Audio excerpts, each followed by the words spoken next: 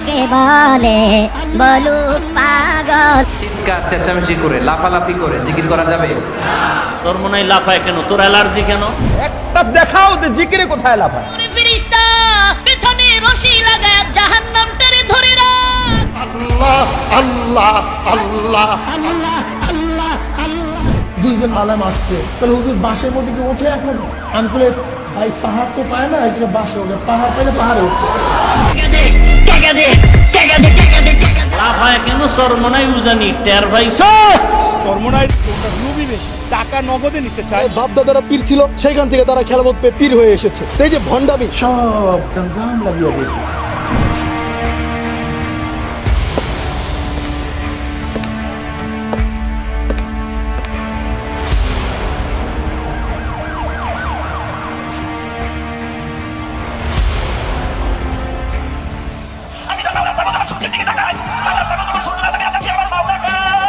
অনেক ইমানদারের অন্তরে একটা কম্পন আরম্ভ হয়। শায়েকদের বয়ানে অনেক মানুষ গলা কাটা মুরগির মতো ছটফট করে। বুঝো না তোর কপাল খারাপ। ধর্মের নামে এসব ভণ্ডামির প্রধান কার্যালয় চরমোনাইয়ের দরবার শরীফ। বাংলার জিন্দা শাহজালাল আল্লামা মুফতি ফয়জুল করিম শাইখে চরমোনাই। চরমোনাই দরবারের দায়িত্বে থাকা প্রধান দুই ভণ্ড হলেন ফয়জুল করিম ফজু আর রেজাউল করিম রেজু।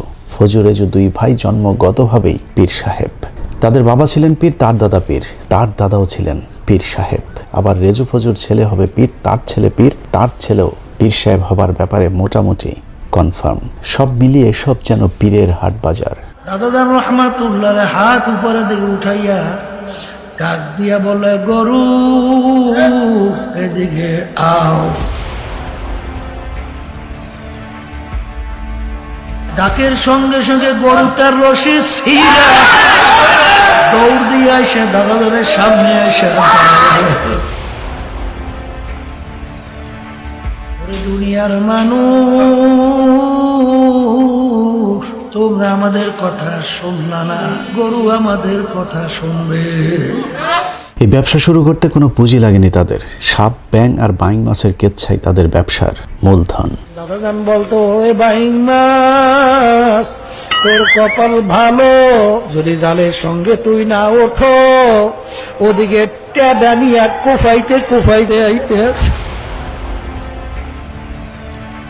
যখন তোর কলিজার মধ্যে কাটা ঢুকে পড়বে, আর তখন পানির মধ্যে থাকতে পারবি। এসব কেচ্ছা কাহিনী শুনিয়ে রেজু ফজু চালিয়ে যাচ্ছে তাদের রমরমা ব্যবসা।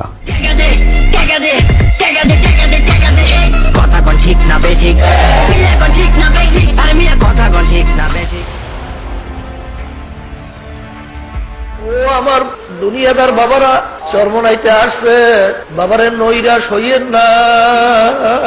প্রতি বছর কথিত ওরসে তোলা বস্তায় বস্তায় টাকা পয়সা দিয়ে দুনিয়াতে সুখ স্বাচ্ছন্দ্যে জীবন কাটানোর পর আখেরাতেও নাকি তাদের জন্য বেহেশত একদম ফ্রি। আমি স্বপ্নে দেখতেছি কিয়ামতের মাঠ কায়েম হয়ে গেছে, সমস্ত মানুষগুলো কিয়ামতের ময়দানে উঠছে।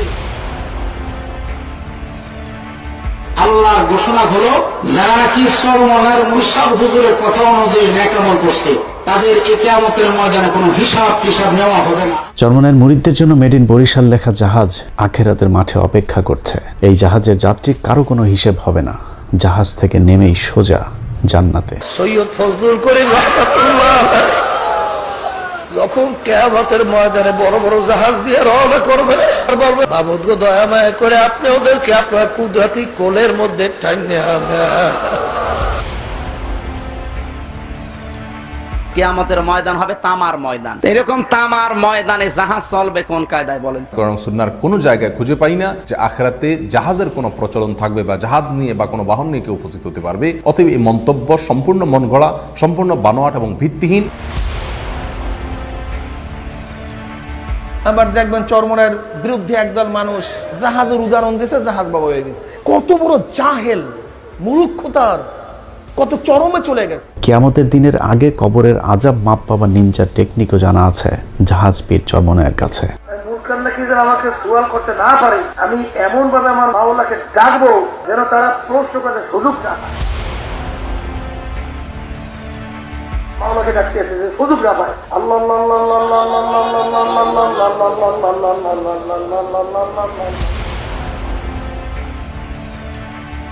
এইভাবে আবার যখন নাকি কাজ শেষ হয়ে যাবে, আবার তারা ঘুরে ঘুরে আখেরাতে ফাঁকি দেওয়ার আশায় থাকা চরমনাই ভণ্ড পীর সাহেবের দুনিয়ার জীবনও ধান্দাবাজিতে ভরপুর। মিথ্যা প্রতারণা, অন্যের বউ ভাগিয়ে নেওয়া, জমি দখল থেকে শুরু করে এমন কোনো অপরাধ নেই দুই কথিত পীর আর তার অনুসারীরা করছে না। যারে সারা ওয়ার্ল্ডের মানুষ আজকে শ্রদ্ধা করে এই লঙ্গি পরা পীর। এসব মূর্খদের দলে ভেড়াতে অবশ্য খুব বেশি জ্ঞান বিদ্যার প্রয়োজন হয়নি। পীর সাহেবের শিক্ষক নিজেই জানিয়েছেন, শিক্ষা জীবনে ফেল করা ছাড়া পাশের কোনো রেকর্ড নেই কথিত এই ভণ্ড পীরদের। পীর সাহেব শহীদ মোল্লা ফজলুল করিম সাহেব দাওরা পাস করেন না। রেজাউল করিম সাহেব দাওরা পাস করেন না, কোনদিন ফাঁসি করে নাই, দৌড়ায়ও না, নিষ্কাতেও না, দাঁড়াইও না, বক্তব্যেও না, নিচেও না, উপরেও না। প্রাতিষ্ঠানিক কোনো শিক্ষা ছাড়াই কিছু মূর্খ লোকদেরকে এরা দলে ভেড়াচ্ছে। তাদের বায়াত হন নিয়াত, মুরিদ হন নিয়াত, তারা নিয়াত করেন মুরিদ হয়ে গেলাম, বাকির নাম ফাঁকিয়া। সৈয়দ মোহাম্মদ ফয়জুল করিম খলিফা শায়খুনা মুর্শিদুনা। আজকের অনুষ্ঠানে আপনাদেরকে চরমনাইয়ের কথিত পীর ও শাহেকের ভণ্ডামির কিছু হাতে নাতে প্রমাণ দেখাবো। সৌদি আরবের মতো রাষ্ট্র বাংলাদেশের মতো একজন আসামিকে রাষ্ট্রীয় মর্যাদা দান করবে, তা চিন্তা করা যায় না। চরমনাই পীর সাহেব একবার সৌদি আরবের 5 স্টার একটি হোটেলে তাওয়াল চুরি করে ধরা পড়েছিলেন। সেই ঘটনায় তিনি গ্রেফতার হয়ে জেলেও গিয়েছিলেন। তাম দুনিয়ায় অন্তত জানে পিসাব সরবরাহ হুজুরে অন্তত চুরি করবে না। ক্যাপ্টেনরা বলছে যে স্বয়ং বাদশার পরিবারের কোন আসামি যদি এই জেলখানায় থাকে, তুমি যে সুবিধা ভোগ করছো সেই সুবিধা তারা ভোগ করতে পারে। সমস্ত মানুষের অফিসারদের আমাকে দেখার সাথে সাথে মনে হয় যেন একটা মায়া মহাব্বত সৃষ্টি হয়েছে। পরবর্তীতে তিনি ভুলক্রমে তাওয়ালটি ব্যাগে ঢুকিয়েছিলেন বলে জানালে সৌদি কোর্ট তাকে খালাস দেয়। তবে সেখানে শর্ত দেওয়া হয়েছিল ফয়জুল করিম 10 বছরের মধ্যে আর সৌদিতে যেতে পারবেন না। আল্লাহ পাক রব্বুল আলামিন ইজ্জতের সাথে আপনাদের কাছে নিয়ে আসবে, অংশ ভাবতেও পারতাম। আমি জেনেই কি সেখান থেকে চলে আসছি, ক্যাপ্টেনরা পর্যন্ত চোখের পানি ফেলায়। সেই ঘটনাটিকে তিনি দেশে ফিরেই গরু ছাগলের কেচ্চার মতো করে সাজিয়ে তার মূর্খ ভক্তদের সামনে পেশ করেন। আর ভক্তরাও শুনে শুনে হাই পিসাব হাই পিসাব বলে আওয়াজ তুলতে থাকেন। একটা মন্ত্রণালয় মেহমান আমি ছিলাম, আলহামদুলিল্লাহ। মদিনায় 5 স্টার হোটেলে ছিলাম, মক্কার মধ্যে 5 স্টার হোটেলে ছিলাম। খানার মধ্যে বলে হুজুর আপনার লোকে বয়াত করেন, সেখানে দিনের চাপ করবে। কি কাজ করবো, রমজান শুরু হওয়ার 9 দিনের মধ্যে 3 খতম দিয়ে ফেলেছে। অনেক সময় অনেক রাতে 100 টাকা পর্যন্ত নামাজ পড়তাম।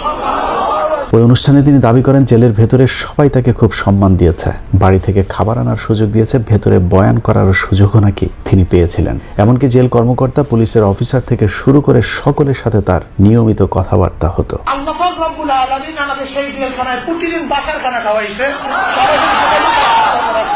প্রতিদিন খবর আদার করতে আমি করতে পারছি।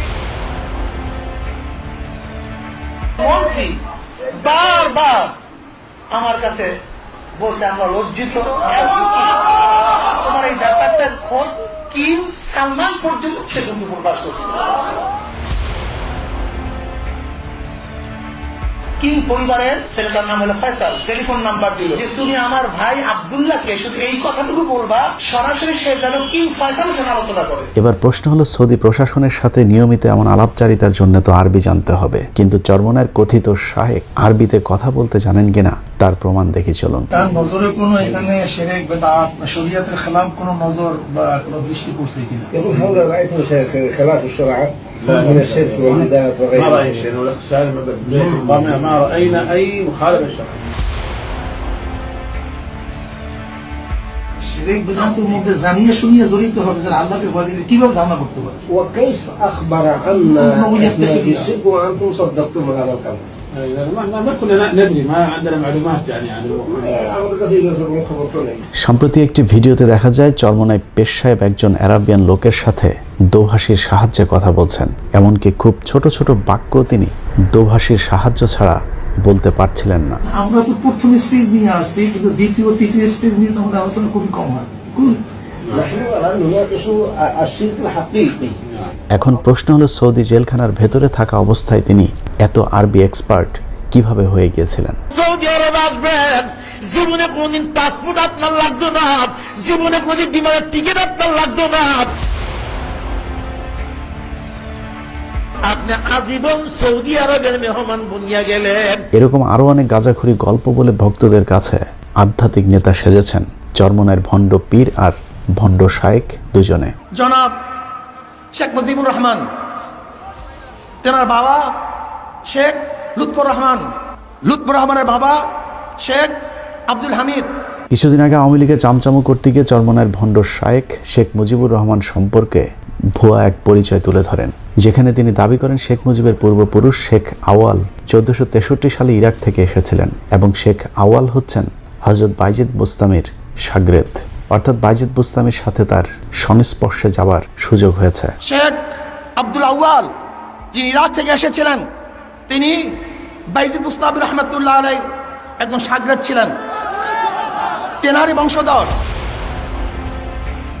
দরবেশ আব্দুল আউয়াল 1463 ঈসাই সালে এই বাংলাদেশে এসেছিলেন। এবার চলুন দেখা যাক কতটা ডাহা মিথ্যা এই তথ্য। উইকিপিডিয়ার তথ্য অনুযায়ী বাইজিদ বুস্তামি মারা যান 874 সালে, আর মজুপীরের বক্তব্য অনুযায়ী তার শাগরেদ বাংলাদেশে আসেন 1463 সালে। তাহলে বাইজিদ বুস্তামির শাগরেদ 600 বছর পর কিভাবে জীবিত থেকে বাংলাদেশে আসলেন? বাইজিদ বুস্তামি রহমতুল্লাহ আলাইহি একজন শাগরেদ ছিলেন 1463। আসলে এই সবই মিথ্যা, বানোয়াট, প্রতারণা। আপনি যদি চরমনাই প্রস্রাবের নিজের বাবা দাদার নাম জিজ্ঞেস করেন, তারপরেও তিনি 3 পুরুষের উপরে যেতে পারবেন না। আর শেখ মুজিবের জন্ম পরিচয় তো এমনিতেই ভেজাল যুক্ত। শেখ সাহেবুত তাশরীরা ধর্ম প্রচারক ছিলেন। আল্লাহ আল্লাহ আল্লাহ আল্লাহ আল্লাহ আল্লাহ। চরমনায়ের মাহফিলগুলোতে যে অসভ্য লাফালাফি চলে তা নিয়েও নিজেদের মতো মন গড়া ব্যাখ্যা দিয়ে যাচ্ছেন চরমনায়ের কথিত আলেমরা। বাস্তবে এসব লাফালাফি শুধুই ভণ্ডামি ছাড়া আর কিছুই না।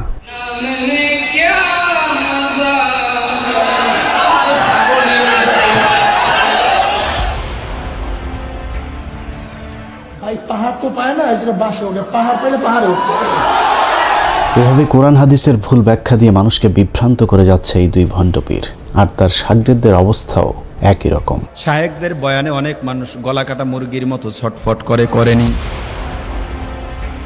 মাওলার নামের জিকির শুনলে তাদের অন্তরে একটা মোহাব্বতের ভাব চলে আসে। জাহান্নামের আযাবের ড্যান যখন ভিতরে ঢুকিয়া যায়, তখন বান্দার শরীরের মধ্যে জাল জ্বালা শুরু হয়ে যায়। চিৎকার চেঁচামেচি করে লাফালাফি করে জিকির করা যাবে?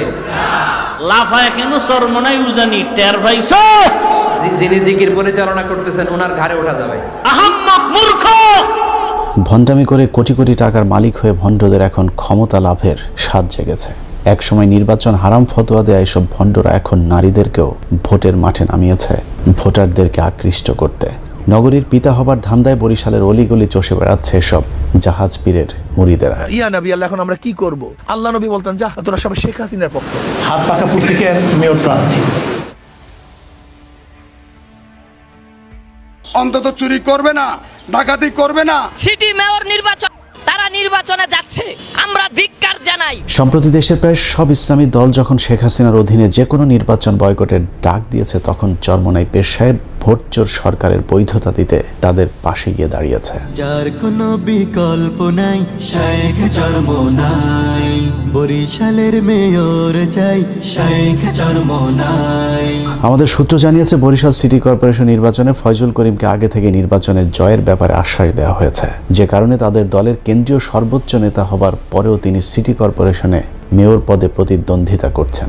আপনি যদি হাত পাখা পত্রিকায় ভোট দেন, তাহলে ভোটটা পাবে আল্লাহর নবী। হাত পাখার বিকল্পে ভোট দেওয়া কবিরা গুনাহ, কবিরা গুনাহ। সূত্র আরো জানিয়েছে, হাসিনা এক ঢিলে 3 পাখি মারবার টার্গেট নিয়েছে। একদিকে শেখ পরিবারের সদস্য বরিশালের ত্রাস সাদিক আব্দুল্লাহকে মনোনয়ন না দিয়ে আওয়ামী লীগের যে প্রার্থীকে মনোনয়ন দেওয়া হয়েছে তাকে খুশি করা হয়েছে। স্থানীয় আওয়ামী লীগ মনে করছে শেখ হাসিনা যোগ্যতার প্রশ্নে নিজের পরিবারের মানুষকেও ছাড় দেন না। অন্যদিকে চরমনাইকে জিতিয়ে সবাইকে বোঝানো হবে দেশে নিরপেক্ষ নির্বাচন হচ্ছে, অতএব শেখ হাসিনার অধীনে সুষ্ঠু নির্বাচন হওয়া সম্ভব। আমি প্রথম বস্তিবাসীদের উন্নয়ন করব, বাচ্চা প্রসবের জন্য সিটি কর্পোরেশন সমস্ত দায় দায়িত্ব গ্রহণ করবে। সূত্র জানিয়েছে, আওয়ামী লীগ প্রার্থীকে যেহেতু পাশ করানো হচ্ছে না, সে কারণে সাদিক আব্দুল্লাহকে কৌশলে মনোনয়ন দেওয়া হয়নি। মূলত চরমনায়ের কথিত পীর ও শায়েক দুটোই সরকারের বরিশাল প্রতিনিধি। এদের কাজ শুধুই মানুষকে বিভ্রান্ত করা, আর যারা কোরআনের আসল ব্যাখ্যা বিশ্লেষণ করে তাদের বিরুদ্ধে ফতোয়া দেয়া। কিছু ইংলিশ ফিংলিশ পড়িয়া, বাংলা টাংলা পড়িয়া বাস ফতুয়া দেওয়া শুরু করছে। জাহেল, গন্ডমূর্খ। জাকির নায়ক সাহেব তো একজন গবেষক মানুষ, ভালো কথা বললেই তোমরা বলবে হিংসা করে না। আল্লাহর কসম করে বলি, কারোর সাথে আমাদের হিংসা নাই। তো কোন বক্তাদের বয়ান শুনবেন তাও চিন্তা করেন। বর্তমান পৃথিবীর সর্বশ্রেষ্ঠ আলেম ডক্টর জাকির নায়কের বিরুদ্ধেও এই চরমনায়ের ভণ্ডরাই বিভ্রান্তি ছড়ায়। জাকির নায়ক সাহেব কাজ বাদ দিয়া ওয়াকাজের মধ্যে যখন লিপ্ত হয়ে গেছে, তখন ধিক্কারে পাত্র হয়ে গেছে। ডক্টর জাকির নায়কের বিরুদ্ধে তাদের এই ফতোয়াবাজির কারণ একটাই, তা হলো তাদের বেদাতি ব্যবসায় ঘাটতি। স্বার্থের প্রশ্নে এরা নিজের ভাইকেও ছাড় দেয় না। ক্ষমতা দেখিয়ে নিজের অন্য ভাইদের জমি দখল করে নিয়েছে রেজু ফজু দুই পীর সাহেব। 33 জনের বিরুদ্ধে মামলা ও চরমনাই পীর সাহেবের বিরুদ্ধে সম্পত্তি আত্মসাতের মামলা শিরোনামে সংবাদ প্রকাশিত হয়েছে, যা আমাদের দৃষ্টিগোচর হয়েছে। যদি পেয়েও থাকে, সেই জায়গা পাওয়া নেওয়া দেওয়ার জায়গা তো প্রিন্ট মিডিয়া না, সোশ্যাল মিডিয়া না। যাদেরকে গরু, ছাগল, কুকুর, বাঘ আর জাহাজের গল্প শুনিয়ে বস্তা ভর্তি টাকা কামানো হচ্ছে, তাদের বিপদেও কখনোই কাজে আসে না সারাক্ষণ দান খয়রাতের কথা বলে মানুষের পকেট কর্তনকারী পীর সাহেবেরা। চরমনাইতে আসছে, বাবারে নৈরাশ হইয়েন না। গত বছর একটা রিপোর্টে দেখলাম, এক মাহফিলে তার 3 কোটি টাকা কালেকশন হয়েছে। হয় না? তো এত কোটি টাকা কই যায়? মার্কেট করে। আমি কয়েকদিন আগে রাজনীতি কিশোরের সঙ্গে সামনাসামনি কথা বলছি, ভাই আমি সেটা করতে পারি না, আমার কিছু সহযোগিতা দিয়ে। 1 টাকাও দেয় না আপনারে রেজাল্ট করি। নিজের আপন ব্যয়ের সাথে প্রতারণা করেছে চরমনায়ের প্রস্রাব ফয়জুল করিম ফজু পীর। আপনার মেহমান কতজন আসবে সেটা বলেন, আপনি দাওয়াত দেবেন, তবে আপনার যতজন খুশি ততজন দাওয়াত দিতে পারেন। একটা জিনিস মনে রাখেন, আমি থাকি আমেরিকাতে, আমি পার্টি দিয়ে করব। কিছুদিন আগে বেশ ভাইরাল হওয়া একটি ছবিতে দেখা গিয়েছিল বিএনপি আওয়ামী লীগের কেন্দ্রীয় সব নেতাদের সাথে চরমনাই নেতাদের একটি গেট টুগেদার। মূল ব্যাপারটা হলো যে যখনই ফাঁদে পড়ে তখন সে অন্য কাউর থেকে উত্তরণের চেষ্টা করে। চরমনায়ের কথিত শাহেক ফজুর ব্যয়ের অভিযোগ, নিজের টাকা বাঁচাতে কৌশলে ব্যয়ের ঘাড়ে চাপিয়ে দিয়েছিলেন সেই অনুষ্ঠানের খরচের বোঝা, আর ফায়দা লুটেছেন ভণ্ডপীর ফয়জুল করিম। সবচেয়ে খারাপ লাগছে সেটা হলো সম্পূর্ণ পয়সা করি আমি দিছি, কিন্তু নামটা হয়েছে আমার ব্যয়ের, যে সে এই প্রোগ্রামটা করছে। এভাবেই সারা দেশের মানুষের সাথে প্রতারণা করে যাচ্ছে চরমনায়ের দুই ভণ্ড। চরমনাই বাৎসরিক মাহফিল বিনা ওজরে কামাই দিয়েন না। চরমনায়ের ওনার লুবি বেশি, টাকা নগদে নিতে চায়। ওনাদের মাঠে বসে এমন বয়ান দেয়, বয়ানের চড়ে আপনি কাপড় চোপড় খুলে আপনি ওনাদেরকে দিয়ে দেবেন। চরমনায়ের পিসা হুজুর যে ভাওতাবাজি শুরু করছে কদিন ধরে, বাপদাদারা পীর ছিল, সেখান থেকে তারা খেলামত পেয়ে পীর হয়ে এসেছে। এই যে ভণ্ডামি, জাহেল, জ্ঞানের স্বল্পতা, আমাদের মধ্যে মূর্খতা অনেক বেশি। গুরু ঠাকুর বলছে পর্দা লাগে না, এটাই সঠিক। সারা দেশব্যাপী মানুষ যদি কয় লাগবে, হবে না। আমার গুরু ঠাকুর যা কইছে তাই। যারা বলে জিকিরে লাফায় বাস বায়, এই কথার ধরনেই বোঝা যায় সে উম্মতের সংশোধনের জন্য বলে না, সে বলে হাসাদ, হিংসা থেকে। চরমনায়ের সমর্থিত ভণ্ডদের মধ্যে অন্যতম হলেন হাফিজুর রহমান কুয়াকাটা ও তার ভাই হাবিবুর রহমান মেজবা। দুজনেই নিজের মুরিদের বউভাগী আলোচনায় এসেছিলেন। এখনো নাকি বোরকা পরা মেয়েদের দেখলেই তাদের যৌবনে ঝাঁকি দেয়। একটা মেয়ে কলেজে যাচ্ছে, বোরকা পরা, হাত মোজা, পাও মোজা সব লাগানো, এরপরও কি আকর্ষণ যুবকের হয় কি হয় না? আমার হয়, তোর হয় না? এত কিছুর পরেও তাদের বিরুদ্ধে কোনো ব্যবস্থা নেয় না সরকার। উল্টো তাদেরকে দিয়ে আগামী নির্বাচনে শেখ হাসিনা আরেকটি পাতানো নির্বাচনের ধান্দা করছে। এই আমানত যে রক্ষা করতে পারবে, তার কাছে আমরা যেন আমানত রাখতে পারি। আমাদের শেখ চরমনাই আমাদের নগর পিতা হিসাবে আল্লাহ কবুল করেন। সেই নির্বাচনে 300 আসনে প্রার্থী দেওয়ার পরিকল্পনা রয়েছে চরমনায়ের। চরমনায়ের কথিত শাহেক বিভিন্ন সময় ভারতের বিরুদ্ধে জ্বালাময়ী ভাষণ দেয়, তারপরেও তাদের বিরুদ্ধে কোনো ব্যবস্থা হয় না, কারণ ভারতীয় গোয়েন্দাদের সাথেও তাদের সম্পর্কটা অনেক পুরাতন, যে কারণে তাদেরকে কখনোই জেল, জুলুম কিংবা নির্যাতন সহ্য করতে হয় না। সবাই জেলে, আমি জেলে না কেন? তাদের প্রশ্নই হলো আমি জেলে না কেন? দলিল কি? একদিকে সরকার, অন্যদিকে ভারতীয় গোয়েন্দা সংস্থার সাথে মিলেমিশে তারা তাদের পরিধি দিনকে দিন বাড়িয়ে চলেছে। তাদের সহায়তায় সরকারি জায়গা দখল করে মসজিদ, মাদ্রাসা বানিয়ে চরমনাই পন্থী মানুষের সংখ্যা বাড়ানোর চেষ্টা করছে চরমনাই পীর সাহেবেরা। এসব মসজিদ মাদ্রাসাগুলোতে ছোট ছোট বাচ্চাদের ব্রেন ওয়াশ করে কোরআন হাদিসের ভ্রান্ত ধারণা শিক্ষা দেওয়া হচ্ছে।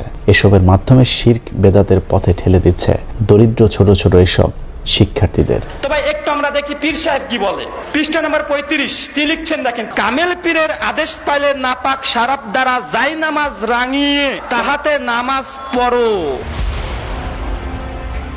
শরীয়তে কামেল পীর সাহেব যদি এমন কোন হুকুম দেন যা প্রকাশ্য শরীয়তের খেলাফ হয়, তবুও তুমি তাহা নিরাপত্তিতে আদায় করিবে।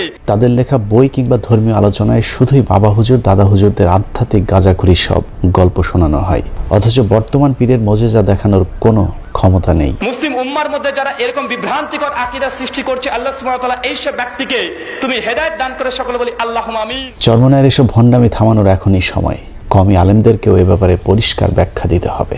ওয়াজের নামে শুধু নারীদের পর্দা, সুদ, ঘুষ আর বেহেশতের হুরদের আলাপের পাশাপাশি এসব বদমাইশদের ব্যাপারে পরিষ্কার ব্যাখ্যা দিতে হবে আলেমদেরকেই।